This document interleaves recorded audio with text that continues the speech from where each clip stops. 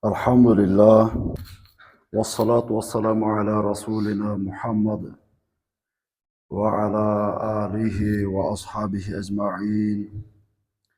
Amma ba'du, assalamu alaikum, hurmatli jamaat, hurmatli mo'min musulmonlar.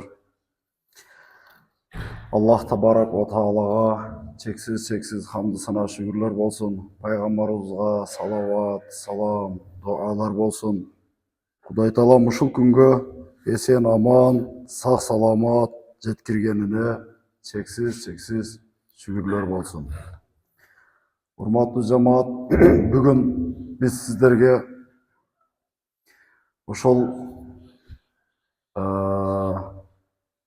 биздин тутунуп жаткан динибиз, ислам динибиздин түпкүлүгү, тарыхы, жол болса азыркы жаңы чыгып жаткан бид'ат, адашкандар жөнүндө, жол болса салттуу ислам деп айтып келебиз. Салттуу ислам деген эмне деген сөз? Кыскасы, ушул теманын төгөрөгүндө жалпылап сиздерге Кудайым буйрса, колубуздан келишинче билүүшүбүзчө кеңири түшүнүк бергенге аракет кылабыз. Кур'ан-ы Каримде билесиздер, мындай аят бар. Инна дина, астагфиру билlah, инна дина индаллахи ислам. Астагфиру билlah, Аллах Тааланын алдында кабыл боло турган дин ислам дини деди. Ислам дини. Бүгүнкү мына Кур'андын негизинде, бүгүнкү ошол аяттын мааниси Аллах Тааланын алдында кабыл боло турган дин бул ислам дини. Туура, бүгүн эми бир топ диндер бар дүйнө жүзүндө. Ошонун ичинде, ошонун катарында Кыргызстанда. Мейли, алардын дагы өздөрүнүн жүйөлөрү бар. Алар дагы өздөрүнүкүн туура дейт. Алар дагы биздики туура деп эсептейт. Мейли. Бирок биз айтабыз, биздин ислам дини бул Аллах Таала тарабынан, Аллах Таала кабыл кыла турган дин ислам дини деп айта алабыз. Анткени буга ушул Кур'андагы аят далил болуп эсептелет. Эми билесиздер, ушундай таза, эч кандай кемчилиги жок ислам динибизде ислам экстремисттери, ислам радикальный исламисттер, исламский террористтер, ислам террористтери деп таза ислам динибизге көө жабылып караланган учурлар көп эле болду. Балким алардын дагы ушул ислам экстремисттери, ислам террористтери дегенде кандайдыр бир далилдер, окшоштуктар, балким бир дал келүүлөрдөн улам балким ушундай аттар коюлгандыр. Бирок негизи исламда радикализм жок. Исламда экстремизм жок. Исламда терроризм деген жок. Ислам дини аталышы өзү аталып турат. Ислам дини өзү аталышы тынчтыктын дини деп аталып турат. Тынчтыктын дини. Ислам динин карманган адамдардын бардыгы тынчтыкта жашаган, динди карманган адамдардын тобу, жамааты деп түшүнөбүз. Бирок тилекке каршы ушундай жаңылыктардан же башкалардан ушундай караганыбызда, ушундай сакал койгон, топу кийген, сүннөт кийимдерди кийген адамдардын ушу экстремисттик, террористтик иштер жасап жүргөнүн көрүп, кээ бир динди жакшы түшүнбөгөн адамдар ислам дини ушундайбы? Ислам дини ушундай нерсеге чакырабы? Ислам дини ушундай адам өлтүрөбү? Ислам дини ушундай жардырабы? Бузукулук кылабы деп көпчүлүк адамдар түшүнбөй калышты. Бирок негизи алып караганда исламда bunday ekstremist, terörist, radikalistin bir kıpınday nersesi dahi İslam'da yok. Buyruğu ait dahi İslam'da. İslam'dan özünün atalışı bizge atalıp durat. İslam dini bu, tınçtıktın dini. Boldu. Kim musulman? Musulman baş eğgen adam. Momin işengen adam. Demek İslam dininin karmanıp baş eğgen, işengen adamlar bularda radikalizm, ekstremizm, terörizm degen nerse bolmoş gerek. Buna İslam dini adamdın avirine şek keltirgenge ruhsat berбейт керек bolsa. Biröөнүн avirini tökkөнгө dinimiz ruhsat berбейт, aram dep esептейт. Avirine kanı бер жакта турсун. Намысына тигенге ruhsat бербейт. Kanına, malına, canına dinimiz, İslam dini ruhsat berбейт, aram dep esептейт. Al narkada musulman bolsun, musulman emes adam bolsun. İslam dini musulmandardı. Biröөнүн kanına da tibe, canına da tibe, malına da tibe. Kerek bolsa aviriге, namısıga tibe. Biröөнүн aviriге, namısıga şek keltirbe. İslam dini bizdi şu nersege çakırат.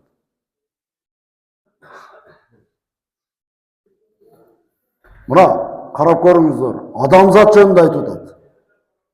Керек болса İslam dini адамзат эмес, жан жаныбарга зыянды тийгизбегенге чакырат. Жан жаныбар макулукка зыяныңар тийгизбегиле дейт. Бул İslam динин өтө кенен жакшы түшүнүшүбүз керек туугандар.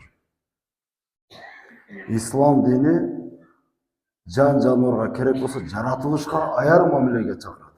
Жаратылышка өсүп жаткан өсүмдүккө жашап жаткан жан жаныбарга зыянын тийбесин дейт. Ушундай исламга чакырган исламда каяктан аны террорист, экстремист, радикал деген аттар коюлуш керек. Урматтуу туугандар, урматтуу жамаат,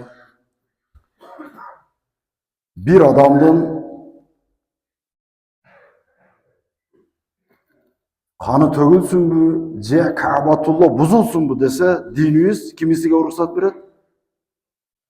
Kaaba buzulsa buzulsun, adamdын жаны kanı tөгүлбөсүн дейт.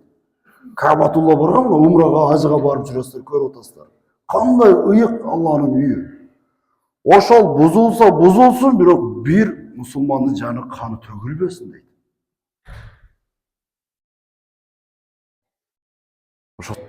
Ошон үчүн урматтуу момун мусулмандар, биз мусулмандар жер бетиндеги мусулмандардын бардыгы бир тууган. Бир тууган. Фааслиху байна ахавайкум. Иннамал муъминуна ихва. Момундар бардыгы бир тууган. Араңарды оңдогула, араңарды ынтымакташтыргыла, араңарды тыгыз жакшы мамиледе кармагыла дейт. Бөлүнүп жарылбагыла деген сөз. Бөлүнүп жарылбагыла. Урматтуу жамаат, урматтуу момун мусулмандар, башка бир хадисте келет: "Ал муъминуна калбуньян, яшудду ба'духум ба'да." Момун мусулмандар булар бир тууган дейт. Момун мусулмандар бардыгы бир тууган. Бир тууган момун мусулмандар калбуньян, курулуш сыяктуу. Bir kuruluş siyahtı. Yaşuddu ba'duhum ba'da. Biri birini bekem karmap turgan siyahtı. Musulmanlar da uşunday bir ıntımaktı el bulur. Biri birini korgap durat. Biri birinin jardamdaşıp durat. Biri biriga koludan kelişe jardam berat. Musulman muna şunday deydi. Emi dinimiz musulman emeslerge kanday muamele kılat dese, musulman emeslerge dağı biz сый мамиле менен мамиле кылганга чакырат ислам дини. Буга мисал катар айтайын. Күндөрдүн бир күнү пайгамбарыбыз саллаллаху алейхи ва саллам bir kança adam bir mayitти көтөрүп кетип баратышкан болот. Желкесиге алып көтөрүп кетип баратышкан болот. Ошондо пайгамбарыбыз муну көрүп, бир эките сахабалар менен турган болот, отурган болот. Отурган жеринен туруп турат. Баягы өтүп кеткен каза болгон кишини жаназаны майитти алып өтүп алдыларынан өтүп кеткенден кийин анан пайгамбарыбыз жерге кайрадан отурат. Ошондо жанында бир сахаба сурайт экен. Я Расулалла. Бул каза болгон адам мусулман эмес адам эди, мушрик эди. А сиз буга туруп, ордуңуздан туруп сый көрсөттүңүз. Ушул керек беле? Не үчүн мындай кылдыңыз? Дегенде Расулулла жооп берди. Бул каза болгон адам мусулман эмес болсо дагы адам го деди. Адам затка болгон дагы мусулман эмес болсо дагы сый урматка татыктуу деди. Караң, пайгамбарыбыз мусулман эмес адамга ордунан туруп сый урмат көргөзүп, өтүп кеткенге чейин урмат сыйын көрсөттү. Эми урматтуу жамаат, сиз менен бизчи өзүбүздү карап көрөлү. Өзүбүздөгү бири-бирибизге биз мусулманбыз. Бири-бирибизге кандай сый урмат кылып атабыз биз? Өзүбүзгө өзүбүз. Жашоодо бүгүнкү фактыны, бүгүнкү мисалды мына жашоого алып карап көрсөк, биз бири-бирибизге урмат сый кылбай калдык бүгүнкү күндө. Мусулман эместер бери турсун. Мусулмандар бири-бирибизге жакшы мамиле кылбай калдык. Кээ бир кагаз иштер менен же бир нерсе менен бир очередке барып туруп калсаңыз, ушул аксакал эди, же болбосо колунда бар, баласы бар, жаш балалуу экен, очеред менен кой, ушуну өткөрүп коелу, аксакал экен, иши бүтсүн, убактыраак кетсин. Түшүнүк азайып баратат күндөн күнгө. Ким болуп тур ол дагы дейт. Мага ошогон адам дейт. Кесе очередке келип турсун, очеред менен ишин бүтүрүп кетсин. Ушундай түшүнүк өтүп баратабыз. Адамдык сапат өтө азайып баратат. Өтө азайып баратат. Урматтуу жамаат, ислам дини тынчтыктын дини. Мусулманга кылыч көтөрсө дейт. Эки мусулман бири-бирине кылыч көтөрсө, экөө тең дозокко түшөт дейт пайгамбарыбыз. Сахабалар сурашты: "Я Расулалла, берки өлтүргөн мейли дозокко түшсүн. Адам өлтүрдү ол. А берки өлгөндө эмне күнөө? Өлгөн адам эмне үчүн түшүш керек дозокко?" Дегенде пайгамбарыбыз айтты: "Бул наркы муну өлтүрдү. Өлтүргөндүгү үчүн дозокко түшөт. А бирок өлгөн дагы муну өлтүрөмүн деп кылыч көтөргөн дейт. Күчү жетпей калып өлүп калды. Ошон үчүн бул дагы дозокко түшөт дейт. Бирок өзүн коргоо деген бар динде. Өзүн защита кылуу деген бар. Защита кылам деп өзүн коргой албай каза болсо дозокко түшпөйт ал адам. Өлгөн адам. Бирок бул наркыга мен дагы сени өлтүрөм деп чыгып атпайбы? Эки мусулман бири-бирине кылыч көтөрсө, өлгөнү дагы өлтүргөнү да дозокко түшөт деген сөздүн мааниси ушул. Кыргызстанда 20 агымга тыюу салынган соттун чечими менен. Ошолордун тизмесиде бар адам бүгүн кармалса соттун чечими менен түрмөгө кетет. Бирок мен айтайын деген нерсе, ушул өзүнү баягы мусулманды өлтүрүп, же болбосо чет мамлекетке барып, жихад жарыялап, ошондордун бардыгы кайсы жердеги катачылык? Мен айтып атам, дин, ислам тынчтык болсо, а эмне үчүн адамдар анда сакалды коюп алып, салланы кийип алып туруп, автоматтык кармап бирин-бирин өлтүрүп атат? Бул суроонун жообу өтө оңой. Бул суроонун жообу өтө жеңил. Болгону динибизди, исламды туура эмес, ката чечмелегендиктин жыйынтыгы. Исламдан ката туура эмес маалымат алгандыктын жыйынтыгы. Барып өзүнү экстремист террористтердин катарында экендигин билбей калып атат биздин жарандар. Өзү мусулманчылыкты жакшы билбейт. Кур'анда же болбосо хадисте жазылган нерселерди туура эмес чечмелеген, туура эмес түшүнгөн, ошонун жыйынтыгы да экстремист террористтердин катарына кошулуп калып атат. ошол экстремист террористтердин жанагыда туура эмес агымдардын катарына кошулбаш үчүн жамаат эмне кылыш керек? Эмне кылыш керек? Биринчи жолу мазхабты бекем карманыш керек. Жамаат. Мазхаб. Бүгүнкү күндө намаз окугандар толуп тура. Кудайга шүгүр, мечиттерибизге эл толду, мечиттерибизге жаштар толду деп сүйүнүп атабыз. Бирок ошо мечиттерге толгон жаштар, мечиттерге келип намаз окуп аткан жаштар кайсы мазхабта экендигин билишпейт. Эгер биздин Ханафи мазхаб жөнүндө кеңири маалымат алып, Ханафи мазхабтагы мусулманмын деп кеңири түшүнгөн болгондо, ал экстремист террористтердин катарына кошулмак эмес. Эмне үчүн салттуу ислам деп айтып атабыз жамаат? Эмне үчүн ошол ата бабабыздан бери карманып келаткан дин, ислам динибиз Ханафи мазхаб матуриди акыйдасына дал келет. Ошондуктан биздин ата бабабыз мына Кур'ан менен сүннөттү Ханафи мазхабы аркылуу карманып келишти. Ошон үчүн бүгүнкү күндө салттуу исламды карманайлы, Ханафи мазхабта бекем бололу деген чакырык же болбосо буйрук тапшырмалардын бардыгы ошон үчүн. Адамдар адашпасын. Адамдар адашып динди башкача түшүнүп албасын.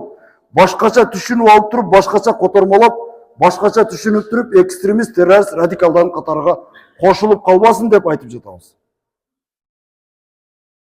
Ошон үчүн, урматтуу жамаат, бүгүн сиз намаз окуп атасызбы? Ораза кармап атасызбы? Умрага барып атасызбы?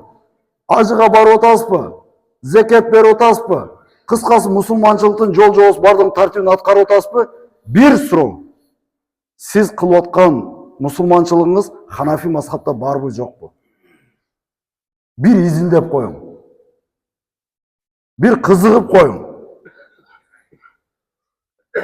Ханафи мазхабта урматтуу жамаат, мына бүгүн Алымдар кеңешинин мүчөлөрү мынандай бир китеп басып чыгарышты.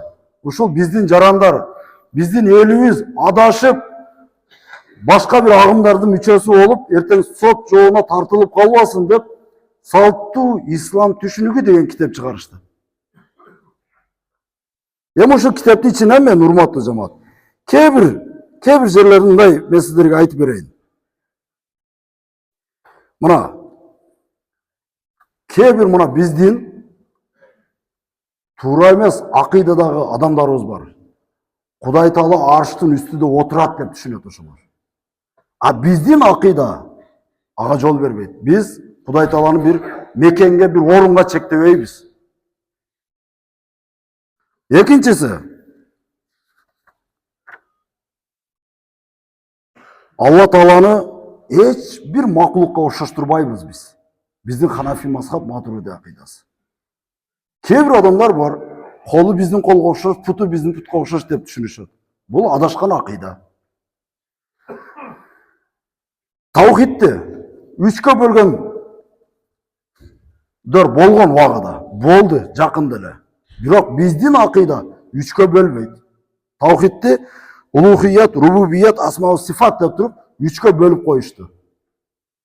Биздин кээ бир алымдарыбыз бөлүп беришкен ушинтип. Onu кийин беттеги башка бир алымдар жок, биздин Ханафи мазхабта матуриди акыйдасында мынтип бөлүнбөйт деп токтотуп калышты. Бул бөлүнгөндүн жыйынтыгы дейт, мына карап туруңуздар. Таухидти үчкө бөлүү мусулмандарды капырга чыгарууга, алардын жанын, малын адал кылууга жол ачат дейт. Үчкө бөлөт туура десек эле, мына ушул нерселерге жол ачылып кетмек экен. Дагы биздин Ханафи мазхабтагы дагы бир өтө бир өзгөчөлүк. Чоң күнөө ишти кылган адамды ыймандан чыкты деп эсептебейбиз. Бирок ошо соттун чечими менен тыюу салынган азыркы агымдардын мүчөлөрү бар. Бир мусулман бир күнөөнү кылып койсо, динден чыгып кетти деп эсептешет олар. Мисалы Багымдатка турбай койду. Багымдат окубай калды, чоң күнөө иш кылды. Бул уже эмне дейт? Мусулманчылыктан чыгып кетти. Эми муну өлтүрсө дагы боло берет. Малыны, жаныны, пулуну тоносо дагы боло берет дейт. Биздин акыйда жок. Ол чоң күнөө кылса өзү үчүн. Бирок исламдан чыкты деп эсептебейбиз биз. Мусулманчылыктан чыкты деп эсептебейбиз биз. Эртең кыяматта чоң күнөө иштерди кылып барды Кудайдын алдыга. Бирок ыйманы бар эле. Ла илаха иллаллах Мухаммаду Расулуллах калмай шахадат бар эле. Бирок бир да жолу намаз окубады, бир да жолу орозо тутпады, бир да жолу соо күндө жашабады. Кыскасы күнөө менен жашап жүрүп өлүп калды. Эми эртең кыяматта кандай болот десе, биз айтабыз, биздин акыйда айтат. Бул адам мусулманчылыктан чыгып кетти деп эсептебейбиз. Эртең кыяматта канча күнөө болсо, ошол күнөөсүнүн бардыгы үчүн дозокто жоон берет. Жоон берип канча жыл отурат бир Кудай билет. Ошол күнөөлөргө жооп берип бүткөндөн кийин Ла илаха иллаллах Мухаммаду Расулуллах деген сөзү үчүн бейишке кайтып кирет. Биз ушинтип, биздин акыйдабыз ушундай. Азыркы кээ бир тыюу салынган агымдар ушуну бир күнөө ишти кылды, болду. Бул күнөө иш кылды, исламдан чыгып кетти дейт да. Муну өлтүрсө да боло берет, урдаса да, малыны жанын тоноп алып койсо да боло берет деп атат. Көрдүңүздөрбү жамаат? Ошон үчүн айтып атабыз биз. Ошол жаңгыдай экстремизм, терроризм, радикализмден алыс болуш үчүн биз бир нерсени бекем кармашыбыз керек. Кайсыны? Ханафи мазхабты. Ханафи мазхабты бекем кармашыбыз керек, туугандар. Матруди акыйдасында жүрүшүбүз керек биз. Биздин мусулманчылыгыбыз Ханафи мазхабка, Матруди акыйдасына дал келсе, сиз эч качан террорист, экстремист, радикализмге барбайсыз. Жол бербейт сиздин багытыңыз. Ошон үчүн, урматтуу туугандар, ошон үчүн бүгүнкү күндө кээ бир адамдар бар, мен ошолордун аттарын атагым келбей жатат. Кээ бир жамааттын балдары бар да. Ханафи мазхабта барбы ана сүйлөгөнүң десең? Ханафи Имам Азам деген киши да саңа мага окшогон эле киши. Жогору жакта пайгамбардын хадиси турса, биякта Алланын аяты турса, зачем биякта ортодогу бир кишинин сөзүгө биз амал кылышыбыз керек дейт. Биз жооп беребиз. Биз айтабыз. Туура.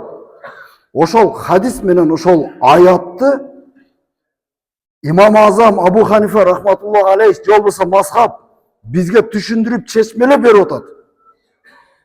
Туугандар, Кур'анда мына аяттын мааниси мынандай. Силер ойлогондой эмес. Ал эми пайгамбар сүйлөгөн хадистин мааниси мындай. Силер муну түз которсоңуз башкача түшүнүп каласыңар. Деп Имам Азам рахматуллах алейх хадис менен аятты бизге алып туруп түшүндүрүп берип атат. Биз ушу Имам Азамдын айтканын кыла берсек адашпайбыз. Биздин Ханафи мазхабта, Матруди акыйдасында бир адамдын мусулман экендигини далилдеш үчүн карап текшерип эсептесеңиз 99 та далил бар эмеге. Мусулман эмес, капырдын сыпаты бар да 99 та. Бирок 1% табылды да, мусулман экендиги 1% далил табылып калды. Биздин акыйдабыз эмне дейт? Бул мусулман экен дейт. Караң, бул мусулман экен дейт. Капыр дебегиле муну дейт. Кафир дебегиле дейт муну дейт. Биздин Ханафи мазхаб Матуриди акыйдасынын жөнөкөйлүгү, өзгөчөлүгү, артыкчылыгы. Бала үйлөгөндө, кыз бергенде, маркумду узаткандагы ысырапкерчиликтин ордуну толтурамын деп канчалаган адам бүгүн сахар болуп калды. Канчалаган адам давление менен алып урушуп атат. Ашыкча переживание, ашыкча кызалачылыктын жыйынтыгында канчалаган адам сахар болуп, кесел болуп, жөндөн жөн кесел болгон эмес ошо. Кызыны кантип күйөө көрөм деп расход жабамын ошого иштеймин деп. Мына ошону ашыкча ысырапкерчиликтердин жыйынтыгында мына жерде отургандарыбыздын 5-10 табыз таза болушубуз мүмкүн отургандарыбыздын. Бардыгыбыз кесел болуп калдык. Бардыгыбызда кесел, оору бар азыр. Неге? Сүннөт тойду кантип өткөрүш керек? Өткөндө атамды көмгөндөгү расход, энени көмгөндөгү расход, дагы баланы үйлөгөндөгү расход, кызды узаткандагы расход, ушулардын аркасынан тазабыз аз эле калдык. Ошон үчүн больницада бош месталар калбай калды. Ошон үчүн аптекалар көбөйүп кетти. Кадан сайын аптека. Аллах табарак ва таала бардығызды тура жолдан адаштырбасын. Амин. Құдайым бардығызды иман жолыға, тура жолыға, ошол Ханафи мазхабка, Матуридия акыйдасында бекем жашоону Кудай таалам бизге насип кылсын. Адашкандар болсо, тура эмес жолдо жүргөндөр болсо, Кудайым ошолордун жүрөгүнө иман, хидаят, тура жол көрсөтсүн. Кудай таалам элибизди, жерибизди, мамлекетибизди дайым тынч кылган болсун. Ва ахиру дa'wana анил хамдулиллахи rabbil alamin bi rahmatika ya arhamar rahimin. Assalamu алейкум.